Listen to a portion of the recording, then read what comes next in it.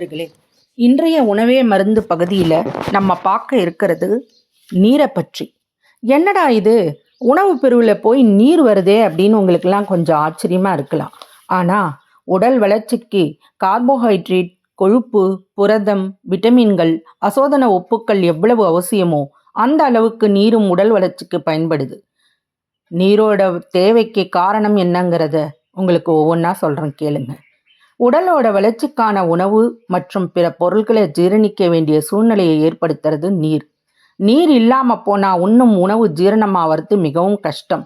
உமிழ்நீரும் பிற ஜீரண நீர்களும் ஓரளவு திரவம் கொண்டிருந்தாலும் அவை உணவை கரைச்சி பக்குவப்படுத்த போதாது. மேலும் ஜீரணமான உணவு சாரத்தை உடல் கிரகிப்பதற்கு அச்சாரம் திரவ நிலையில இருக்க வேண்டியது அவசியம். இல்லாவிட்டா ஜீரணமாகி சிதைவுப்பட்ட உணவுப் பொருட்கள் உடலோட நலத்திற்கு கிட்டாம போகும்.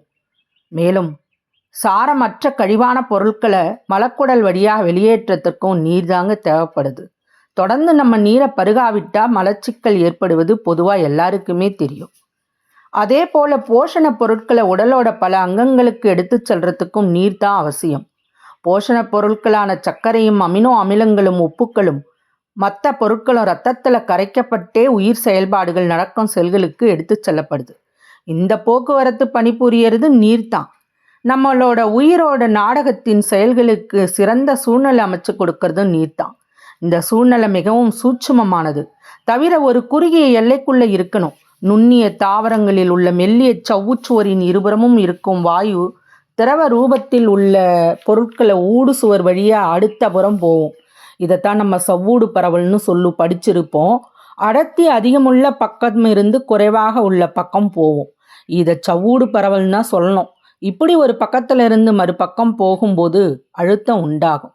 அதற்கு ஆஸ்மாட்டிக் அழுத்தம் அப்படின்னு சொல்லுவாங்க. உடம்பில் உள்ள செல்களோட ஆஸ்மாட்டிக் அழுத்தம் உண்டாகும்.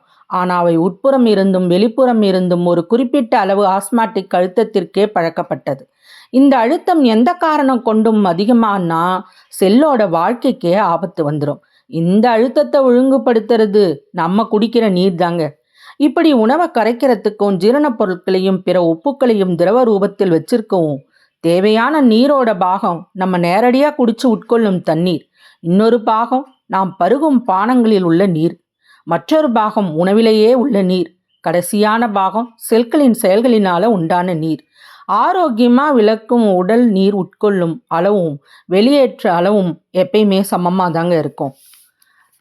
இந்த மாதிரி நீரோட வரவும் செலவும் சரிகட்டப்பட்டு வியர்வையாலும் மூச்சு விடுவதாலும் செல்லும் நீர் உடம்பின் உபரி உஷ்ணத்தை நீக்கிற பணியையும் செய்து ஜீரண கால்வாயில் எஞ்சிய கழிவுப் பொருட்களை நீக்கிறதுக்கு குறைஞ்சபட்சம் 600 கிராம் யூரினாவது தேவைங்க.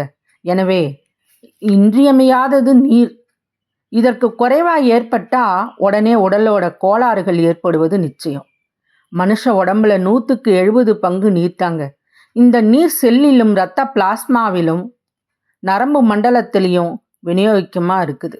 இரத்த பிளாஸ்மாவோட பங்கு நீர்னா இடைமண்டலத்தில் 3 பங்கும் செல்லோட 10 பங்கும் இதில் விநியோகமாகுது. உட்கொள்கிற நீர் இறைப்பையிலையும் குடல்லையும் இருக்கும்போது உணவு சாரத்தோட கிரகிக்கப்படுகிறது. இப்படி கிரகிக்கப்பட்ட நீர் பிளாஸ்மாவிலும் இடைமண்டலத்திலும் செல்களிலும் மேற்கூறிய விகிதத்தில் விநியோகமாக கழிவுப் பொருட்கள் அகற்ற இரத்த பிளாஸ்மாவின் நீர் சருமம், மூத்திர கோசம், குடல் இவற்றின் வழியாத்தான் வெளியேறுது.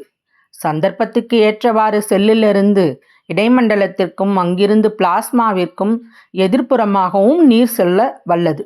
இப்படி முன்னும் பின்னும் நீர் போவதோட நோக்கம் மேலே நீரின் தேவைக்கு சொல்லப்பட்ட 3வது காரணம். இந்த ஏற்பாட்டில் இடைமண்டலம் நல்ல ஒரு அரசன் போல வேலை செய்யும்.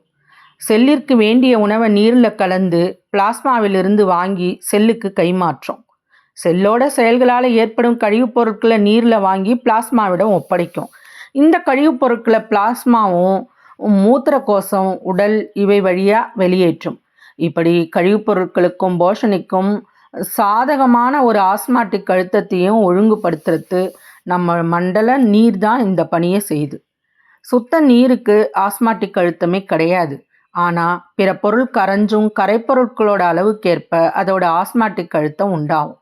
உடல் நீரில் பல உப்புக்களும் திடப்பொருட்களும் கரைஞ்சி தான் இருக்குது. அதனால் உடல் நீருக்கு ஆஸ்மாட்டிக் அழுத்தம் இருக்குது. இந்த அழுத்தம் ஒரு குறிப்பிட்ட அளவுடையதாக இருந்தாலே உடலோட ஆரோக்கியத்துக்கு உகந்தது. அப்பத்தான் உடல் நீரோட அடர்த்தி அல்லது திண்மை ஒரு குறிப்பிட்ட அளவில் இருந்தணும். நீரோட திண்மை 1.07 இருக்கணுங்க. அதாவது ஒவ்வொரு கிராம் நீர்லையும் 7 கிராம் திடப்பொருட்கள் கரைஞ்சிருக்கலாம். நீரோட அளவு குறைஞ்சாலோ திடப்பொருட்களோட அளவு மிகுந்தாலோ உடல் நீரின் திண்மை கூடி ஆஸ்மாட்டிக் அழுத்தம் அதிகரித்து செல்லுக்கு இன்னல் ஏற்படும். திண்மை குறைஞ்சாலும் தீங்கு தாங்க வரும். இந்த திண்மை மாறாத இருக்குன்னா அதுக்கு உதவுறதே நம்மளோட சிறுநீர் பை தாங்க. அதை தான் மூத்திரக்கோசம்னு சொல்கிறோம். நீர் மிகுந்தா அது நீரை மிகவும் கழிக்கும்.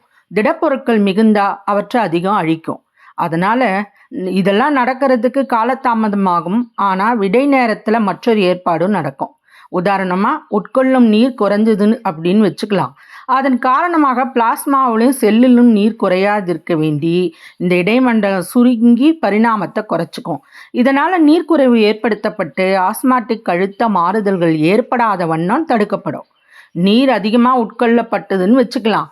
அப்போ இடைமண்டலம் விரிஞ்சி அதிகப்படியான நீரை ஏற்றுக்கிட்டு ஆஸ்மாட்டிக் அழுத்தம் ஏற்படாதவாறு காக்கும்.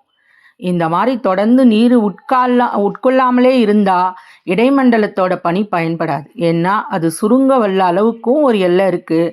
அந்த எல்லை தாண்டியதும் அந்த சிறுநீரக மூத்திரக்கோச பணி ஆரம்பமாகிடும். திடப்பொருட்கள் அதிகமாக இருக்குங்கிறதுனா இது நீக்கப்படும். ஆனால் உடம்போட பல வேலைகளுக்கு திடப்பொருட்கள் ஒரு குறைஞ்ச அளவு தேவைப்படுறதுனால அது நீக்கப்பட்டாலும் உடலோட செயற்பாடுகள் பாதிக்கப்படுது.